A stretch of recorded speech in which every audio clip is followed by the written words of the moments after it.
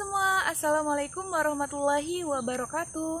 Kembali lagi bersama saya, Diva Putri Abe, dari Program Studi Komunikasi dan Penyiaran Islam, Institut Agama Islam Negeri Bengkulu.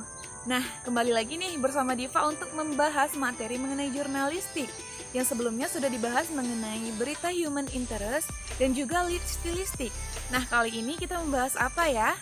Nah, lebih tepatnya, kali ini kita akan membahas mengenai teknik-teknik interpretatif. Lebih tepatnya mengenai analogi, mengenai bobot relatif, dan juga tentang sifat manusia. Nah, teman-teman pasti penasaran kan? Maka simak video sebagai berikut.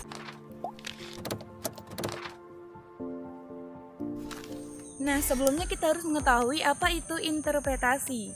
Menurut Edward, interpretasi merupakan sebuah jawaban atas pertanyaan.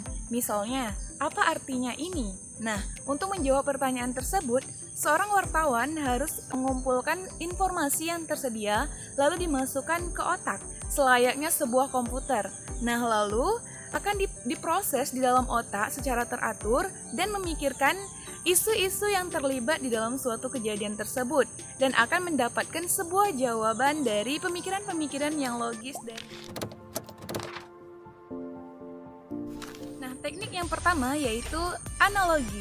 Nah, analogi ini merupakan alat yang bersifat literal dan retoris untuk menyederhanakan masalah-masalah yang kompleks. Jadi masalah-masalah yang kompleks yang dianggap sama dalam satu sisi, kemungkinan dianggap sama dalam banyak sisi lainnya. Misalnya, terjadi perselisihan antar serikat buruh dan perusahaan tersebut mengikuti prosedur penyelesaiannya secara teratur. Misalnya dimulai dari A, perundingan, yang kedua yaitu pengajuan, yang ketiga yaitu pengajuan ditolak. Nah, jika suatu masalah tersebut antara A dan B terjadi dalam hal yang bersamaan dalam waktu yang lain, maka si wartawan tersebut melihat bahwa metode atau urutannya sesuai dengan yang telah terjadi. Jadi dapat disimpulkan bahwa akan terulang kembali dalam penyelesaian masalah tersebut, urutan yang sama atau yang disebut dengan analog dalam masalah. Yang kedua yaitu bobot relatif. Nah, menjelaskan suatu bobot penting dan unsur-unsur suatu masalah merupakan interpretasi yang baik. Misalnya sebagai contoh, ikan pesut merupakan ikan yang langka dan hanya ditemui di sungai A, maka sungai A tersebut tidak boleh dibangun bendungan karena akan merusak habitatnya.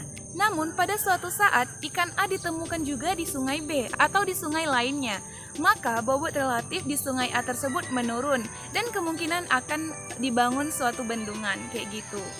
Jadi teman-teman paham ya? Nah, yang ketiga yaitu sifat manusia. Sifat manusia dipengaruhi oleh beberapa faktor, mulai dari budaya, geografis, dan juga lingkungan. Kadang irasional dan juga kadang rasional. Nah, emosi manusia tidak dapat dijelaskan secara logis. Namun, emosi manusia ini merupakan realitas yang dapat mempengaruhi suasana atau permasalahan yang sedang dialami oleh manusia. Nah, jadi dapat disimpulkan bahwa logika tidak selalu menjadi jawaban atas pertanyaan yang sedang dialami. Namun, yang lebih tepatnya, pendekatan interpretatif merupakan hal-hal yang bagus atau hal-hal yang cocok untuk menjawab sebuah pertanyaan-pertanyaan yang sedang dipermasalahkan atau yang sedang dialami oleh manusia saat ini, seperti pendekatan emosional, sifat manusia, sebab akibat, dan lain sebagainya. Baik teman-teman, itulah penjelasan singkat dari Diva tentang teknik-teknik interpretatif. Semoga apa yang Diva sampaikan menambah khazanah ilmu kita semua. Dan mohon maaf jika ada kata-kata yang salah atau penjelasan Diva yang mungkin kurang tepat, Diva mohon maaf. Saya akhiri dengan wassalamualaikum warahmatullahi wabarakatuh. Sampai